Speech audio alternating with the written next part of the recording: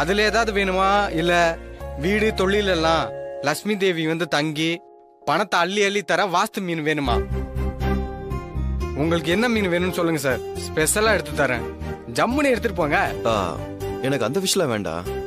நேத்து டிவில உங்க கடையோட ஆடு ஒண்ணு பார்த்தேன். ஏதோ லவ் ஃபிஷ் உங்ககிட்ட இருக்குன்னு அட்வர்டைஸ்மெண்ட் பார்த்தேன். அந்த லவ் ஃபிஷ்ல அப்படி என்னங்க ஸ்பெஷல்? அதான் சார், உங்களுக்கும் உங்க ஒய்ஃபுக்கும் ஒத்து போகலையா? அவங்க பெரியாளா நீங்க பெரியாளான்னு சண்டையா இருக்கா? அப்புறம் 2 பேருக்குள்ள அடிக்கடி வந்து அப்புறம் இருங்க. நீங்க நினைக்கிற மாதிரி உங்களுக்குள்ள பெரிய பிரச்சனை எல்லாம் இல்ல.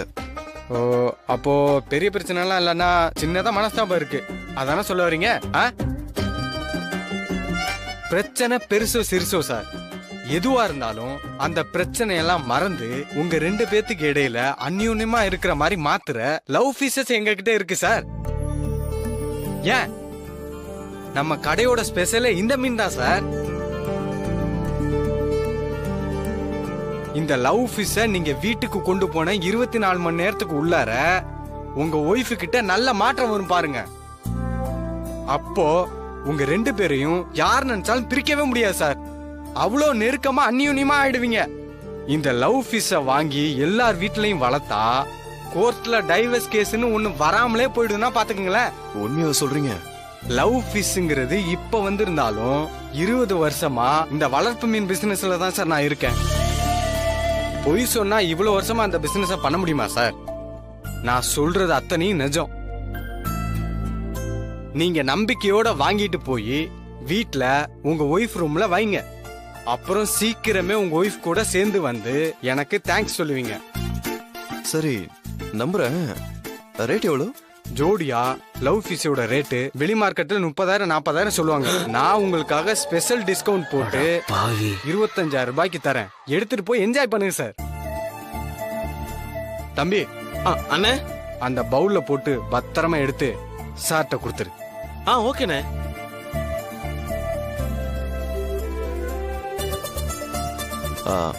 நான் இதுல பே பண்ணிடுவா? பண்ணிடுங்க சார்.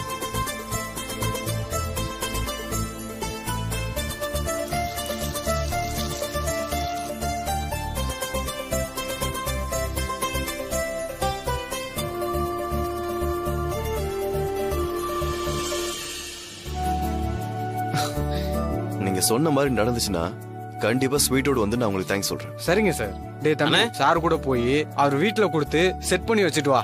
சரியா? போலாங்க சார்.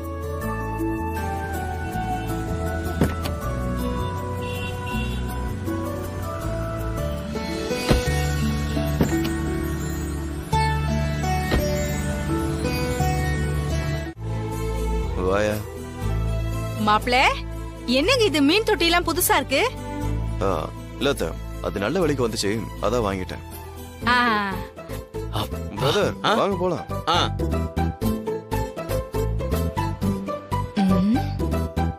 ஏய், கேட்டியா?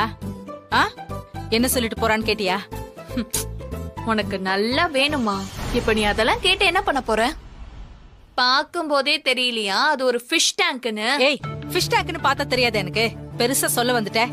இருந்தாலும் அத எதுக்கு இப்போ திடீர்னு வாங்கிட்டு வரணும்? அத தெரிஞ்சுக்கணும்ல. ஒண்ணு பண்ணலாம், நாம போய் அந்த ஃபிஷ் டேங்க் எதுக்காக வாங்கிட்டு வந்திருக்கான்னு பாக்கலாமா? வா. அதெல்லாம் எதுவுமே ஆக போறது இல்ல. நான் வரல, நீ வேணா போய் பாரு. அப்படியா சொல்ற? சரி, அழகா இருக்குன்னு கூட வாங்கிட்டு வந்திருப்பாங்க. நமக்கு என்ன வந்தது? அப்புறம் ஏதாவது விஷயம்னா பாத்துக்கலாம்.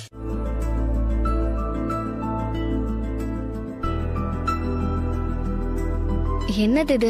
பார்த்தா தெரியல. Fish tank. ஃபிஷ் டேங்க்னு எனக்கு தெரியுது. ஆனா இப்ப எதுக்கு இத வாங்கிட்டு வந்திருக்கேன்? உனக்கு பிடிக்கும்னுதா? என்ன சொன்ன? கேக்கல. எதுக்கு வாங்கிட்டு வருவாங்க ஃபிஷ் டேங்க் வீட்டுக்கு? நான் கேட்டதை திரும்ப என்கிட்டயே கேக்குறியா? சார், உங்க 2 பேர் பஞ்சாயத்தை அப்புறம் வச்சுக்கோங்க. எனக்கு கை கழுத்தெல்லாம் வலிக்குது சார். முதல்ல இதை எங்க வைக்கணும்னு சொன்னீங்கன்னா நான் அதை அங்க வச்சுட்டு கிளம்புவேன். ரொம்ப ரொம்ப பேசுறீங்க பிரதர்.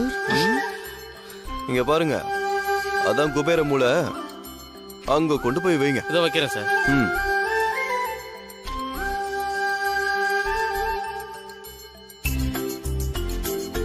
சார், டெய்லி இந்த மீனுக்கு ஃபுட்டு போடணும். கொஞ்சம் கொஞ்சமா போடுங்க, மொத்தமா போட்டுறாதீங்க. மொத்தமா போட்டீங்கன்னா மீன் செத்து போயிடும். ஓ மீனுக்கு பாத்துங்க. புட்டு போடணுமா? ம் வரேன் சார், வரேன் மேடம். ஆ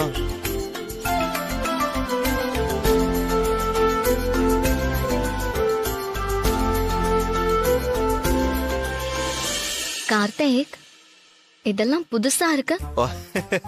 ஆமா புதுசுதான். ஆர்டர் பண்ணி வாங்கினேன் சண்மதி. ஜோக்கு சிரிப்பே வரல. ம், ம். ஆனா நீ எது பண்ணாலும் ஏதாவது ஒரு காரணம் இருக்கும். ஆமா இரு சொல்றேன். ஹா? ம் நான் கேட்டதுக்கு இன்னும் நீ பதில் சொல்லல. சொல்றேன் சண்மதி, கண்டிப்பா சொல்றேன்.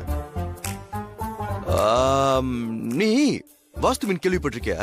ஹா, பாத்திருக்கேன், கேள்விப்பட்டிருக்கேன். ஆனா இது வாஸ்து மீன் இல்லையே. இதுவும் வாஸ்து மீன் தான் சண்மதி. இந்த மீன் மட்டும் நம்ம வீட்ல இருந்தா நம்ம பிசினஸ் அப்படியே டெவலப் ஆகி அடுத்த லெவலுக்கு நம்ம அப்படியே போயிட்டே இருப்போம். அதுக்காக தான் வாங்கிட்டு வந்தேன். நீ இதெல்லாம் நம்புற ஆள் இல்லையே கார்த்தி. நம்ப மாட்டேன் தான், என்ன பண்றது, என் டைம் அப்படி. டிவில எல்லாம் விளம்பரம் பண்றாங்கல்ல, சில விஷயத்த நம்ம சக்திக்கு முடிஞ்ச அளவுக்கு நம்ம ட்ரை பண்ணி பாக்குறோம். என்ன பண்றது, அது நடக்காதப்ப இந்த மாதிரி விஷயத்த நம்ம ட்ரை பண்ணி பார்க்க வேண்டியதா இருக்கு. என்ன சண்மதி, நான் சொல்றது சரிதானே? உன்னை நினைச்சா எனக்கு சிரிப்பு தான் வருது. முதல்ல உன் வாழ்க்கை இப்போ இந்த 2 மீன் கிட்ட தான் இருக்குல்ல. இந்த மீன் கிட்ட மட்டும் இல்ல, இன்னொரு மீன் கிட்டயும் இருக்கு. ஹா? என்னது? என்னோட நம்பிக்கை மட்டும் இல்ல, உழைப்புக்கு பேர் போன ஜப்பான் மக்களோட நம்பிக்கை இல்ல, அதுவும் தான் இதுல இருக்கு. Trust me. எனக்கு டைம் I'll ஆச்சு. explain இல்ல you. இல்ல, நான் ஒரு நிமிஷமா, கிளம்புறேன். நான் கிளம்புறேன். மதியதா திமுரு புடிச்சது போயிட்டா.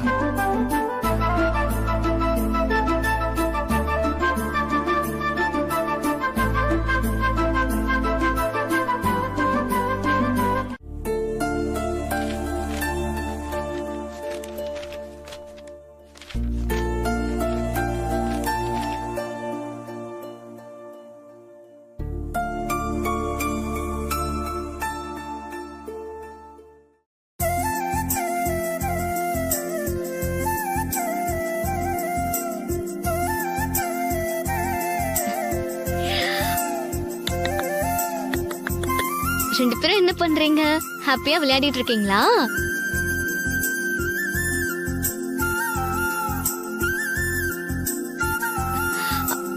ஆமா, நீங்க சாப்பிட்டீங்களா இல்லையா? கடையில சாப்பாடு போட்டாங்களான்னு தெரியலையே. வராதுங்க.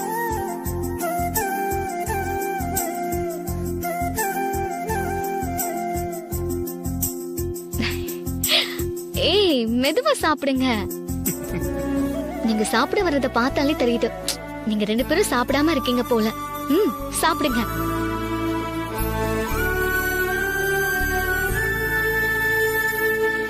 பொறுமையா சாப்பிடுங்க. சண்மதி, ஹா? என்ன பண்ணிட்டு இருக்க? மீனுக்கு சாப்பாடு ஊட்டிட்டு இருக்கியா? கார்த்திக், ஆ, உன் பிசினஸ் டெவலப் ஆகணும் நீ மீன் வாங்கிட்டு வந்திருக்க. ஆனா அதுக்கு வாங்கிட்டு வந்தா மட்டும் பத்தாது, சாப்பாடும் போடணும். அப்பதான் பிசினஸும் டெவலப் ஆகும், நாமளும் டெவலப் ஆகும். ஓ, அதனாலதான் சாப்பாடு கொடுத்துட்டு இருக்கியா? ஆனா சண்மதி, சாப்பாட கொஞ்சம் அளவோட போடணும். நீ பாட்டுக்கு நிறைய போட்டுட்டு அது நிறைய முழுங்கிருச்சுன்னு வச்சுக்கோயேன், அவ்வளவுதான். அப்புறம் நாக்கு தள்ளி டேங்குக்குள்ளேயே மறுக்க. ஹாய்னா ஓகே. உனக்கு ஒண்ணு தெரியுமா, நான் சின்ன வயசுல இந்த மாதிரி நிறைய ஃபிஷ் வளர்த்திருக்கேன். அது கூட நான் இப்படி பேசிட்டே இருப்பேன். அப்புறம் எதுக்கு ஃபிஷ் டேங்க் இங்க வைக்கும் போது நீ அவ்வளவு கேள்வி கேட்ட? ஹா, திடீர்னு நீ பாட்டுக்கு வாங்கிட்டு வந்து நிக்கிற, அதான் ஏன் எதுக்குன்னு கேட்டேன். சரி, நீங்க 2 பேரும் சமத்தா இருக்கணும். நான் ஆபீஸ் போயிட்டு வந்து பாக்குறேன். அதே மாதிரி நீங்க வந்த நோக்கம் என்னவோ அதை சரியா முடிச்சு கொடுத்துருங்க. சரியா? லவ் ஃபிஷ் பத்தி போய் சொல்றேன்னு தான் பார்த்தேன், ஆனா ஒர்க் அவுட் ஆகுதே. இப்படியே கொஞ்சம் கொஞ்சமா மனசு மாதிரி நம்ம வழிக்கு வந்துட்டானா சந்தோஷம். எனக்கு என்னமோ இவங்கள பார்த்தா லவ் பேர்ட்ஸ் மாதிரி லவ் ஃபிஷ்ஷா இருப்பாங்களோன்னு தோணுது. ஓ.